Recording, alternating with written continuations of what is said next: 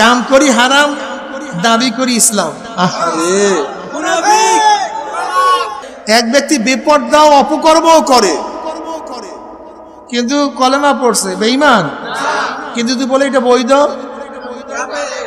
ভালো মতো মনে রাখবেন, অস্বীকার এক জিনিস, আমল না করা ভিন্ন জিনিস। আমল না করা ভিন্ন জিনিস, অস্বীকার ভিন্ন জিনিস। খুব ভালো মতো মনে রাখবেন। এক ব্যক্তি বেপরদা, ফাসেক, কিন্তু ইনিয়ে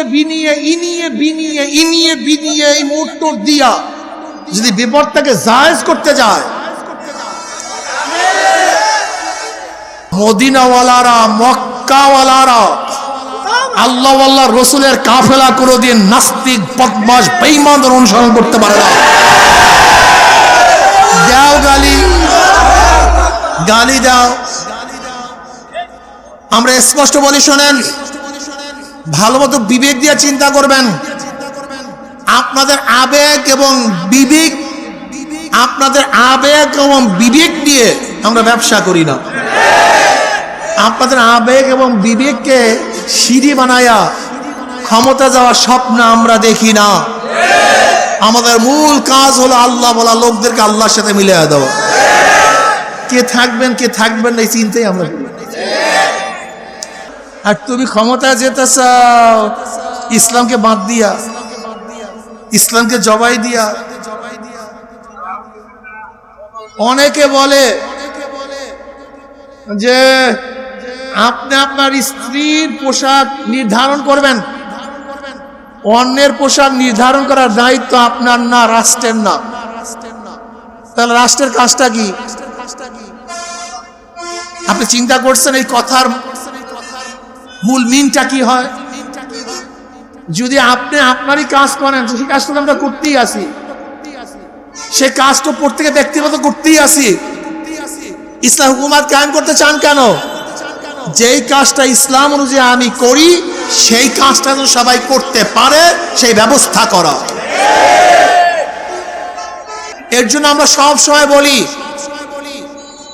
যে চরমনাই গলত করে, ইসলামের শরিয়াতের খেলাফ করে, তাহলে ধরিয়ে দেবা এইটা গলত, এইটা ঠিক না, এটা উচিত না। যদি ধরিয়ে দেওয়ার পরেও তারা না ফিরে, তাহলে মনে করবা গোমরাহ হয়ে গেছে। কি হয়ে গেছি? আমাদের ইত্তেবা অনুসরণ করা তোমাদের জায়েজ নেই, সম্পূর্ণ হারাম। ভাগিয়া যাওয়া ওয়াজিব। ভাগিয়া যাওয়া কি? স্পষ্ট কথা। এই অনেকে প্রশ্ন করে, হুজুর গত নির্বাচনে ইসলামের পক্ষে এক বাক্সের আহ্বান করছেন আপনারা, সারা দিছে অনেকে, আপনারা নাই। আপনার অনৈক্যের মূল, ইসলামের সবচেয়ে বড় শত্রু আপনারা। আপনাদের জন্য কিচ্ছু হইল না, এরকম প্রশ্ন আছে কি নাই? আমরা কি বলি? ইসলামের পক্ষে ঘোষণা দিয়েছিলাম, নেতৃত্বে ছিল, স্টিয়ারিং ছিল পিসাবুদের চরমনাই দামাত বরকাতুল্লাহ আলিয়া। আমাদের দল, আমাদের গ্রুপ, আমাদের জামাত চলতেছিল মদিনার দিকে, ইসলাম হুকুমত কায়েম করব। হঠাৎ করে দেখি স্টিয়ারিং চিন্তায় হয়ে গেছে। স্টিয়ারিং হয়ে গেছে, ড্রাইভিং এ পিসাব চরমনাই নেই, অন্যজন। আমরা চলতেছিলাম মদিনার দিকে, হঠাৎ দেখে চলছে আমেরিকার দিকে। দল চলতেছে কোথায়? আগে চলতেছিলাম কোথায়?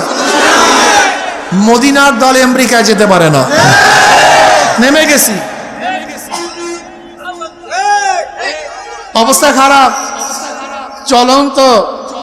চলন্ত জাহাজ থেকে, গাড়ির থেকে, রেলের থেকে, প্লেনের থেকে নামলে হালবাকুল থাকে না।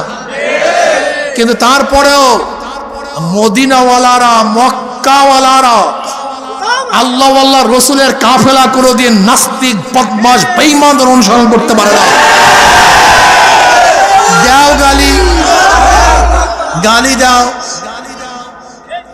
আমরা স্পষ্ট বলি, শোনেন, ভালো মতো বিবেক দিয়ে চিন্তা করবেন। আপনাদের আবেগ এবং বিবেক দিয়ে আমরা ব্যবসা করি না। আপনাদের আবেগ এবং বিবেককে সিঁড়ি বানায়া ক্ষমতা যাওয়ার স্বপ্ন আমরা দেখি না। আমাদের মূল কাজ হলো আল্লাহ বলা লোকদেরকে আল্লাহর সাথে মিলিয়ে দেওয়া। কে থাকবেন কে থাকবেন না এই চিন্তাই আমরা করি। আপনারা কেরা থাকবেন কারা যাবেন এই চিন্তা আমাদের মধ্যে করলে কেন? কিয়ামতের ময়দানে আল্লাহ পাক এই প্রশ্ন করবেন, এই ইসলাম হুকুমত কায়েম করলি না কেন? এত লোককে হেদায়েত করলি না কেন? এত লোককে নামাজের দাওয়াত নামাজ পড়াইলি না কেন? এই প্রশ্ন আল্লাহ পাক করবেন না। আল্লাহ পাক প্রশ্ন করবে, চেষ্টা করলি না কেন? জোরে বলেন। ইসলাম হুকুমত কায়েম করলে কি হবে?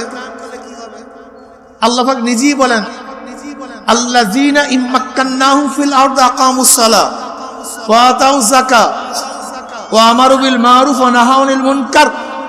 এরা এই গোষ্ঠী, ওই জাতি, ওই ব্যক্তি, আমি যদি তাদেরকে ক্ষমতা দিতাম, ক্ষমতা আসীন করতাম, ক্ষমতা বসাতাম, তাহলে প্রথম কাজ হচ্ছে নামাজ কায়েম করো। জোর বলেন কি? এক নম্বরে কি? 2 নম্বর যাকাত আদায় করো। বলেন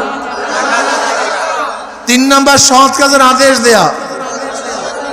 4 নম্বর অসৎ কাজ থেকে যদি ক্ষমতা ইসলাম যায়, ইসলাম ওনারা ক্ষমতায় ঢোকে, ক্ষমতায় আসীন হয়, 4টা কাজ।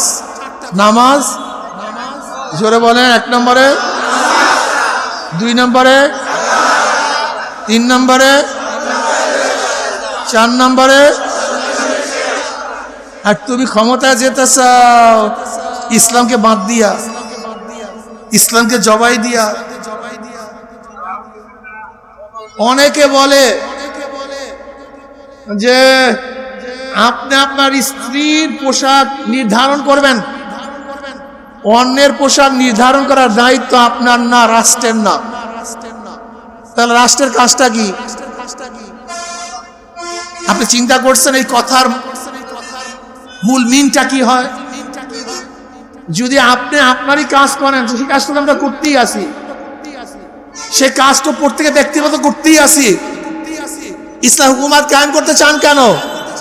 যেই কাজটা ইসলাম অনুযায়ী আমি করি, সেই কাজটা যেন সবাই করতে পারে, সেই ব্যবস্থা করা। যাই হোক, চরমনাওয়ালাদের কাজ হলো আল্লাহ বলা লোকদেরকে আল্লাহর সাথে নামাজি বানানো। জোরে বলেন, কি বানানো? কিন্তু কত লোক নামাজি বানাবে এই সংখ্যা আমাদের নির্ধারিত নেই, জানাও নেই, এটা আমরা বুঝিও না। আমাদের কাজ হলো দাওয়াত দেয়া। কে দাওয়াত কবুল করবেন অথবা করবেন না আপনি বুঝবেন, আল্লাহ বুঝবেন। ইসলাম হুকুমত কায়েম করার জন্য সর্বোচ্চ চেষ্টা করা আমার দায়িত্ব। হবে কি হবে না জানি না, জানি। জোরে বলেন। নবী নূহ আলাইহিস সালাত 950 বছর চেষ্টা করে মাত্র 40, 70 বা 80 জন লোককে হেদায়েত করছে। নবুয়তের কোনো কমতি হয়নি। এখন বয়ান করতেছি, বয়ান করব। কেউ যদি নামাজ না পড়েন, আল্লাহ জিজ্ঞাসা করবে নামাজ পড়াইলি না কেন? বরং প্রশ্ন করবে হক কথা বললি না কেন? সঠিক দাওয়াত দিলি না কেন? অধিকাংশ মানুষ দাড়ি রাখে না, তুই দাড়ির বয়ান কেন করো নাই? যেহেতু তোর বড় লোক মুড়ি ছুটিয়া যাবে, এর জন্য দাড়ির বয়ান করস নাই।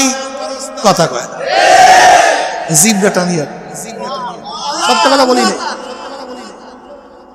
সুদের বয়ান করস না কারণ তোর বড় লোক বন্ধুরা ছুটিয়া যাবে, বুড়ি ছুটিয়া যাবে। অধিকাংশ বড় লোক সুদের সাথে জড়িত। তুই পর্দার বয়ান করস না কেন? যেহেতু অধিকাংশ মানুষ পর্দা করে না, এর জন্য তুই পর্দার বয়ান সারিয়া দিস। যদিও মানুষ তোকে দরবেশ মনে করছে, পীর মনে করছে, আমি মাওলায় তোর কলবের দিকে তাকাইয়াছিলাম নাকি?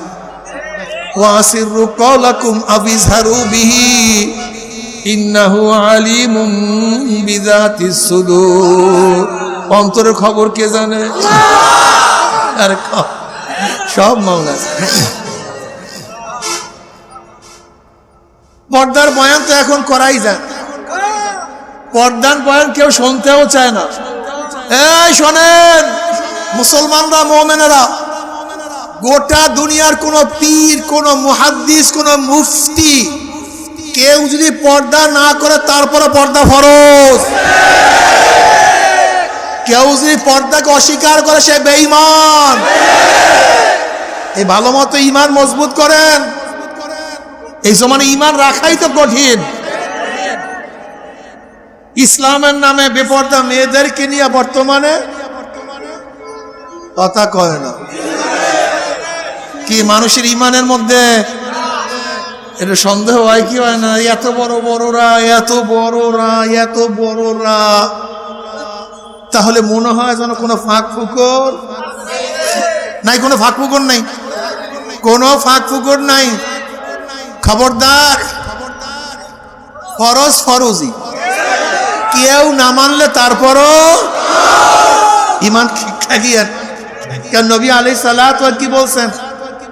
এমন এক জমানা আসবে ঈমানের ঢাকা জ্বলন্ত কয়লা, জ্বলন্ত আংটা হাতের মধ্যে রাখা যত কঠিন, ঈমান হয়ে থাকা তার চেয়েও কঠিন।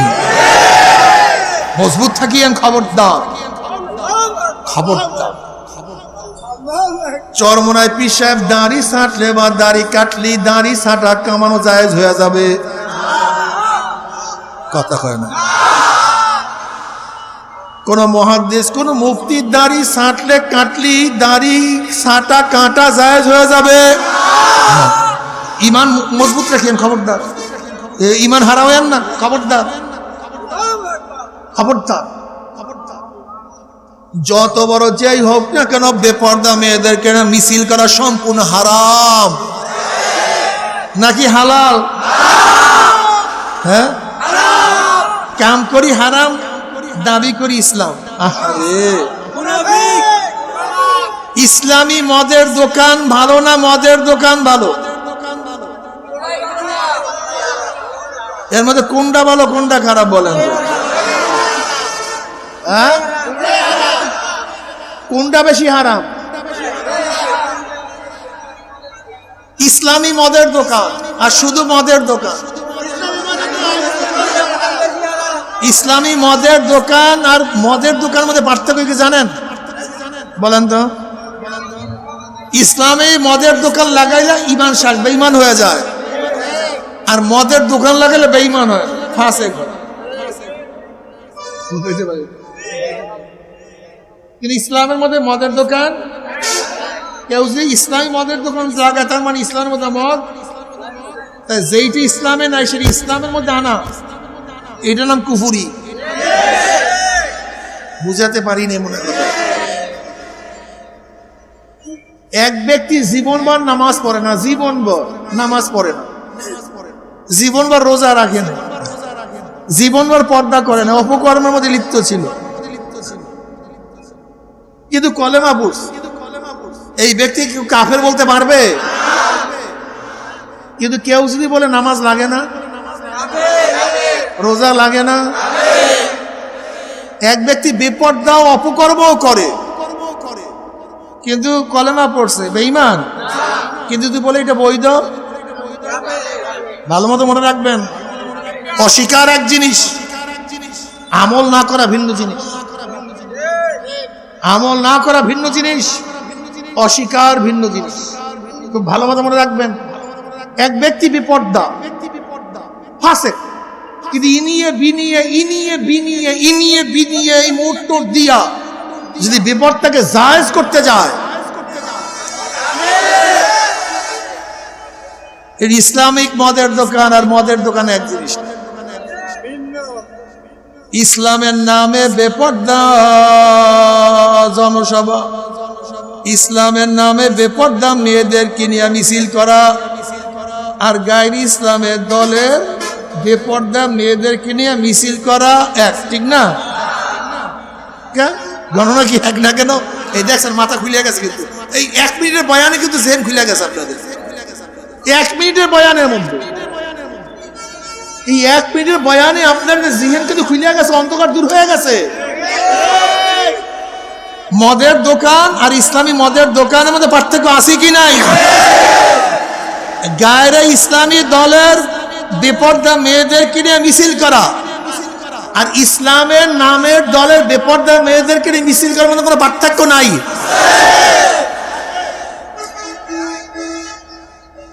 একটা হলো মদের দোকান আর একটা হলো ইসলামের নামের মদের দোকান।